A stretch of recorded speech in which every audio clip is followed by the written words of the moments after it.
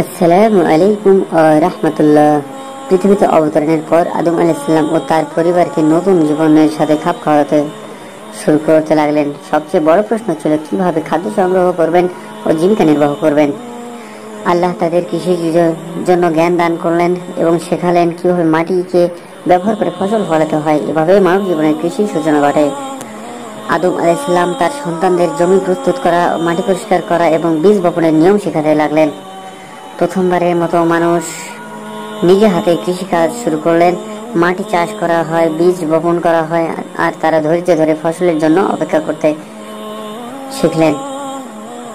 আল্লাহর রহমতে বৃষ্টি, সূর্যের আলো ও বাতাস, এই তিনটে জিনিস ফসল বৃদ্ধিতে বড় ভূমিকা রাখলেন।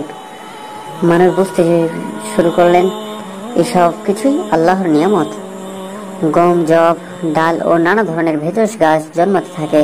এগুলো ধীরে ধীরে মানুষের জন্য প্রধান খাদ্যে পরিণত হয়। শুধু শস্য নয়, মানুষ ফসলের গাছও রোপণ করতে শুরু করলেন, পাশাপাশি ফলের গাছও, যেমন খেজুর, ডুমুর ও আঙুরের মতো ফল জীবনে নতুন স্বাদ যোগ করলেন। কৃষির পাশাপাশি পশুপালন শুরু হয়। ভেড়া, ছাগল ও গরু মানুষকে দুধ, মাংস ও চামড়ার মতো উপকরণ প্রদান করেন। পশু শুধু খাদ্য নয়, বরং পরিশ্রমের কাজে সাহায্য করত। এভাবেই মানুষ ধীরে ধীরে পশুপালনকে জীবনের গুরুত্বপূর্ণ অংশ হিসেবে বেছে নেয়। মাছ ধরা ও শিকারও জীবিকার অংশ হয়ে ওঠে। তবে আদম আলাইহিস সালাম শেখালেন প্রয়োজনের অতিরিক্ত শিকার নয়, শুধু জীবিকার জন্যই শিকার করতে হবে।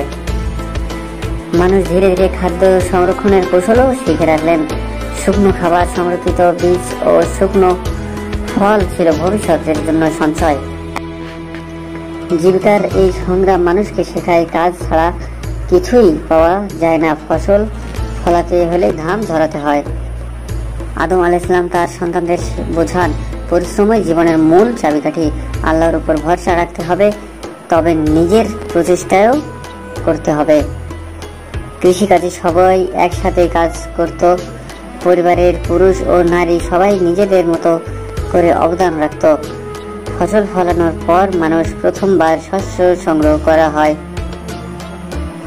ফসল ফলার পর যখন প্রথমবার শস্য সংগ্রহ করা হয়, তখন আল্লাহর প্রতি কৃতজ্ঞতা প্রকাশ করা হয়। মানুষ শিখে যায় প্রতিটি অর্জনই আল্লাহর দান।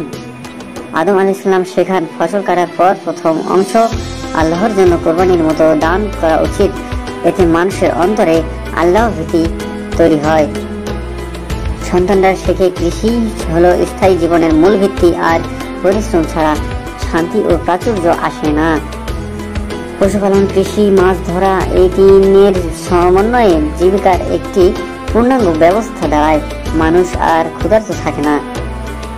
ধীরে ধীরে তারা প্রাকৃতিক ঔষধ ব্যবহার করে অসুখ বিসুখ সারানোর শিখে নেয়। গাছপালা শুধু খাদ্য নয়, চিকিৎসারও উৎস হয়ে দাঁড়ায়। আদম আলাইহিস সালাম প্রজন্মকে সতর্ক করেন কৃষি শুধু দুনিয়ার জীবন চালানোর জন্য নয়, বরং আল্লাহর ইবাদতের মাধ্যমও বটে। কৃষির মাধ্যমে মানুষ শিখে যায় দায়িত্বশীল হওয়া, ধৈর্য ধারণ করা এবং কৃতজ্ঞতার সাথে জীবন যাপন করা। এভাবেই কৃষি ও জীবিকার সূচনা মানব ইতিহাসের নতুন সভ্যতার দরজা খুলে দেয়, যা পরবর্তী সব প্রজন্মের মধ্যে ভিত্তি স্থাপন করে। প্রিয় বন্ধুরা, আজকের ভিডিওটি এখানেই শেষ করছি।